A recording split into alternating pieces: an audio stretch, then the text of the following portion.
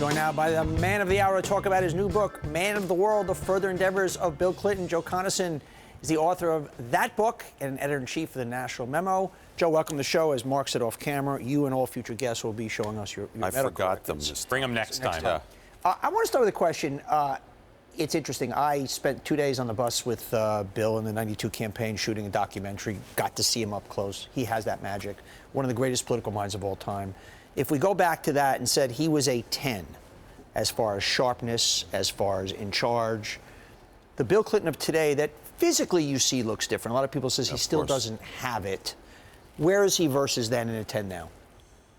Well, I hate to rate him. I mean, he just turned 70 years old, Donnie, as you know. So, I mean, I'll put it on. Does he still have it? You lose a step, right, when you get to be that age. But I'll tell you, in the book, I talk about going to Philadelphia with him towards the end of the primary season. And it was that famous incident where he engaged with a black protester just outside of Philly. And that did not turn out well. And you could feel at that point he had lost a step. There was something off there. And it was a little bit reminiscent of 2008, some of the stuff that Mark and John wrote about. But earlier that day, I went with him to a convention of the African Methodist Episcopal ministers and bishops from all over the country. No other press there. I was traveling with him for the book, and they knew that. And he was on his game totally. He had them all rising from their seats, applauding. He was quoting scripture. And all of those, mostly men, religious leaders went back to their pulpits and instructed everybody, we're with her. And of course, they delivered. So, you know, he could still do that, and very, very well. What do you know about how he feels about the following fact? This campaign has seen a repudiation of the crime bill that he was so proud of in the 90s, of his free trade efforts, NAFTA and other trade bills, of the notion of the era of big government being over. How does he feel about the fact that his wife's presidential campaign seems to have moved the Democratic Party further to the left than he had it? Well, you know, Mark, he's very pragmatic politically. I mean, I think he would think this is a different era, and that's mostly okay. I think he would argue with the trade issue if he felt more able to speak up. I think he, you know, for himself, I think he would certainly argue about the crime bill, and he did a bit, you know, in that incident that we just discussed.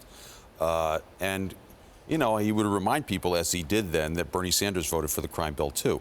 So as far as the era of big government, I think he left that, you know, statement behind a long time ago himself. If you look at the last book he wrote, Back to Work, that is an endorsement of government action in many, many respects. And in fact, you know, the work in the foundation, a lot of it has been in concert with government. It's not private sector alone. It is private sector working with government. That's not just a big difference from government. Private sector with government is a pretty... Well, he's always been for that. And I would say she is too. I mean, I think her campaign says the same thing. We need partnerships, you know, philanthropic ways that you get government to be more effective, and you do that by engaging the private sector a lot of the time. What the boss of this place thinks too. I mean, they're in sync on a lot of those issues. I think it's true that as far as what the responsibilities of government are, that is to say, to make sure everybody has health care, everybody has education, that we have good public services. I think he's always been on that page, and it's just a question of how you do it. Describe to us, if come November 8th it goes Hillary's way, Bill Clinton, first husband. What is that going to look like? First gentleman, like? Donnie. First gentleman. Gentleman. What is that going to look and feel like? Describe that 6 months into the presidency. I think nobody knows. You know, at the end of the book, I sort of say this is a job that nobody's had before, and he's going to have to invent it. Just the way he sort of reinvented the post-presidency, which is what the book is really about. But I would say there are at least two things that I would imagine him wanting to do. And this is not really based on a discussion with him, it's just observation. One is he's one of the most talented diplomats we've ever had. You know, he proved that in North Korea and on other occasions that I describe in the book. So there's that. And he's still, even at age 70, some of the generation that he worked with as president have passed from leadership, but a lot of them are still around. They're elder statesmen, and he still knows everybody. So there's that aspect of it, and he could work on a lot of different issues for her diplomatically if he wanted to, and if she wanted him to. The other is, and I think people don't know this about him as much, he's obsessed with climate change and clean energy. The transition to clean energy has been an obsession of his for years.